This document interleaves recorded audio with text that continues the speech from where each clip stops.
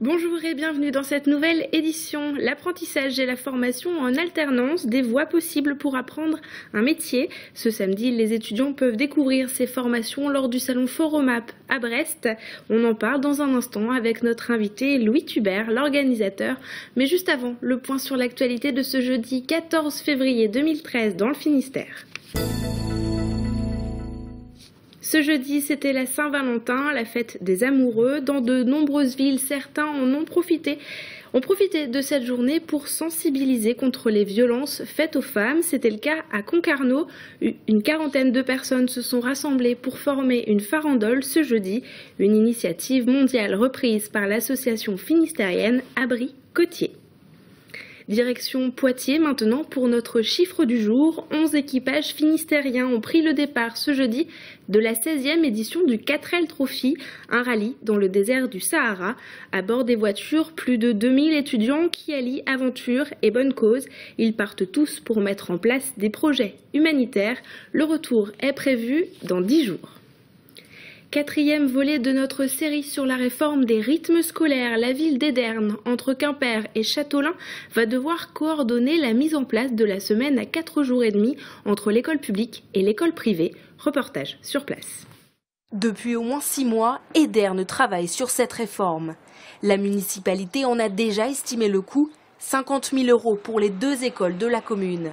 Et selon ses calculs, il va également falloir engager 14 animateurs, seulement pour les 220 enfants de l'école publique. Pour les 61 élèves de l'école privée, rien n'est décidé. La mise en place des 4 jours et demi sur l'école publique entraînera un reversement financier équivalent à l'école Saint-Joseph. Et donc à partir de là, soit on décide d'organiser en commun, soit l'école organise elle-même avec cet argent. Dans le Finistère, 40% des élèves apprennent dans une école privée. À Saint-Joseph, on souhaite avant tout s'harmoniser avec le reste de la commune. Nous préférions 2014 pour des raisons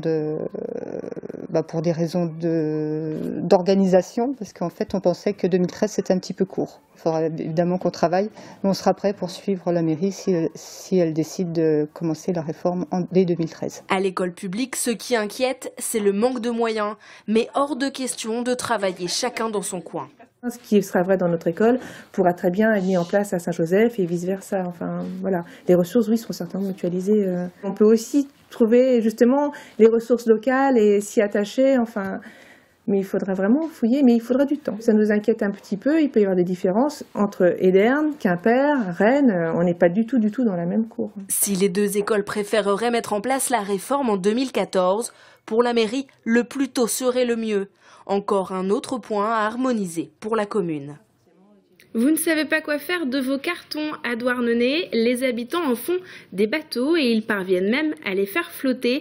Ces embarcations prendront le départ d'une régate au mois de mai prochain. Embarquement avec Pauline Ferco. Les pennes sardines ne manquent pas d'idées quand il s'agit de naviguer en s'amusant. Preuve en est ce bateau en carton premier d'une longue série. Un projet original et écolo imaginé par 3 douarnenistes un soir de fête maritime. En fait, à la fin de Brest 2012, on avait fait une opération « Je construis mon bateau » avec des bateaux en bois. Et puis, à la fin des fêtes, on dit « Ouais, mais c'est bien, mais on n'a pas trop vu les 8-12 ans, les plus jeunes, parce que c'est trop technique, il y a des rabots électriques, des outils qui font mal. » Donc là, l'idée, c'est de dire comment attirer les plus jeunes pour leur faire construire des bateaux. Le carton est donc le matériau idéal et à la portée de tous. Et le concept n'est pas breton, même si c'est la première fois qu'il est développé en France. C'est parti des États-Unis, un prof d'art plastique de l'université de Sud-Illinois qui avait pas trop de budget. Souvent les profs, ils n'ont pas trop de budget. Et donc il a dit à ses étudiants, pour la semaine prochaine, vous allez me faire un bateau en carton. Ah oui, d'accord. Mais dans lequel vous allez pouvoir naviguer au moins 200 mètres. Et depuis, maintenant, c'est devenu, dans tous les États-Unis et au Canada, c'est parti aussi au Canada, il y a des régates de bateaux en carton. L'idée cartonne puisque les habitants de Douarnenez sont nombreux à participer aux ateliers chaque samedi au port-musée. Objectif, être prêt pour la régate du 26 mai prochain à Douarnenez. Et si l'événement fait un carton, il pourrait bien devenir un rendez-vous incontournable chaque année. On passe à d'autres bateaux plus anciens. Ce samedi, le musée de la Marine à Brest ouvre des salles inédites au grand public. À l'intérieur, des éléments du Colbert et de la Jeanne d'Arc récemment désarmés, mais aussi des pièces de bateaux beaucoup plus âgées. Frédéric Lorenzon est allé faire un tour au musée en avant-première. Dans cette salle du musée de la Marine à Brest, à quelques jours de l'ouverture, ces deux restaurateurs, venus spécialement de Paris, terminent la restauration de maquettes, pour certaines, plus que centenaire. Une fois que l'oxydation en surplus sera enlevée, on va passer de l'acide tannique et après on fera les retouches de peinture. Pour cette opération-là, il y en a pour une bonne journée, hein, c'est ça ? Alors ici nous avons le Jean Bart, c'est un modèle de 1889 et le modèle a été fait quasiment en même temps. Donc là il était en réserve dans nos réserves du musée, il était en mauvais état, il y avait pas mal de poussière et beaucoup d'éléments à consolider ou à restituer. Ces maquettes, exposées dès samedi, couvrent plus de 120 ans d'histoire de la marine brestoise. Oui, c'est vrai que si on regarde ces maquettes, ça semble anachronique puisqu'on voit le Lapérouse des années 1870 et la Fresne, la frégate Aquitaine, qui actuellement fait ses essais en mer, parce que effectivement, les expositions que l'on va présenter au public à partir de samedi couvrent toutes ces périodes. Les visiteurs du musée vont donc découvrir les dernières acquisitions, comme ce tableau de contrôle de la Jeanne d'Arc.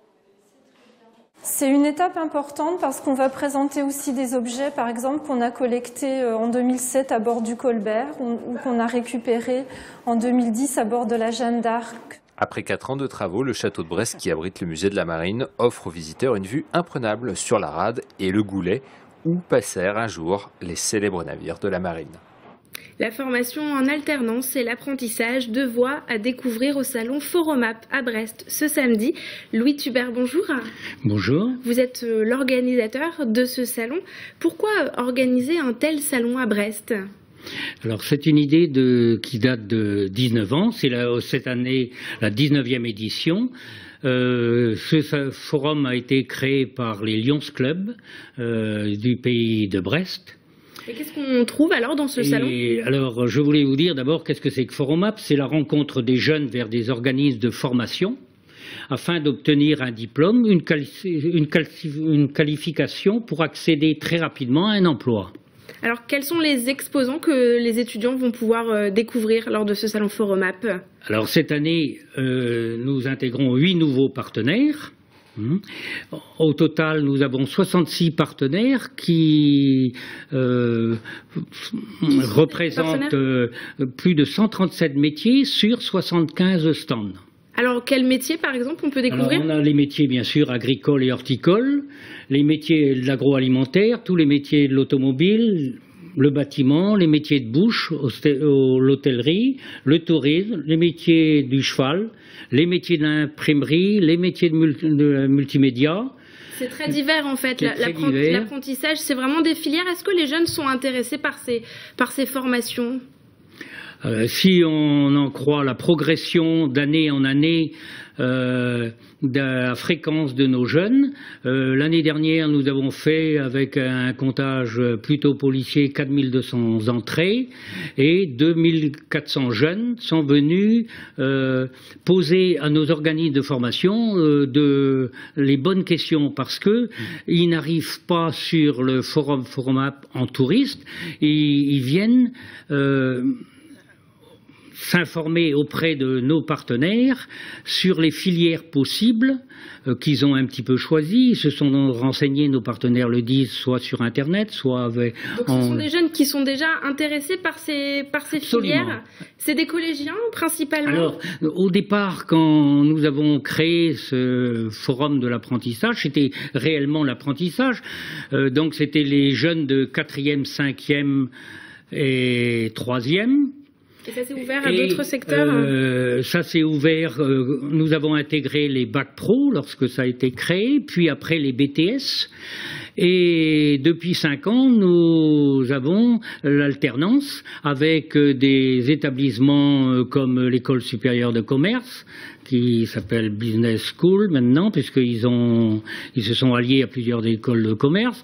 Nous avons bien sûr l'UBO, des grandes maisons comme des CNS, et quand vous rencontrez par exemple les DRH donc de grandes maisons comme des CNS, ils vous disent qu'ils ont un petit peu changé leur façon de recrutement.